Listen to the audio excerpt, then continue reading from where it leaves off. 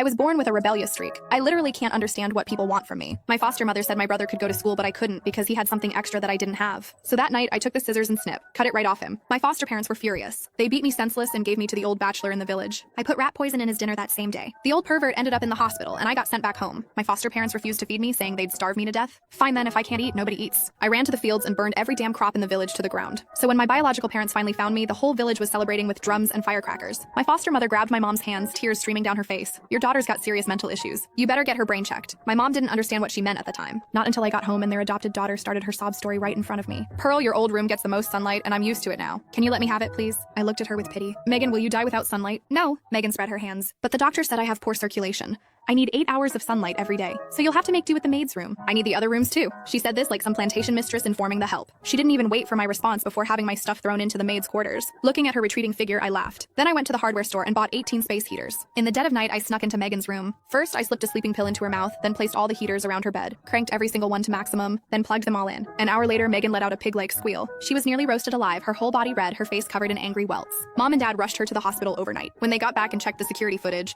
they discovered I was the culprit. Before dawn, I was dragged out of bed. Dad's face was black with rage as he demanded to know why I set up the heaters. To help her get better. I yawned. She said she needs sunlight for her circulation. I was just trying to speed up her recovery. Dad pressed down his fury. What about the sleeping pill? I blinked innocently. I was worried she couldn't handle it. If she's asleep, she won't feel the heat. Unfortunately, Dad didn't praise my thoughtfulness. He was shaking with rage, too choked up to speak. Mom rubbed his back while telling me to stop talking. They forced me to promise I'd apologize to Megan at the hospital. Seeing them both about to pass out from anger, I nodded. The next morning, I bought a fruit basket at the market and followed Mom to the hospital. Once in the room, I apologized to Megan. Just then, the doctor needed Mom's signature, so she left the room. The second she was gone, Megan's expression changed. First, she made me peel an orange for her. After I handed it over, she smiled at me. Pearl, you know what? Mom and Dad love me more. Right after you were kidnapped, they went to the orphanage and adopted me. For 5 years, they never mentioned you to me. The night before you came back, they couldn't sleep from worry. If your own parents don't even like you, how pathetic is your life? If I were you, I'd go back to that hillbilly dump so I wouldn't be such a burp. She didn't get to finish that last word before I slapped it back down her throat. I jumped on her, slapping left and right. Smack, smack, smack. After several hits, Megan finally found her voice and started wailing. But before I could really get into it, someone yanked me off. Pearl,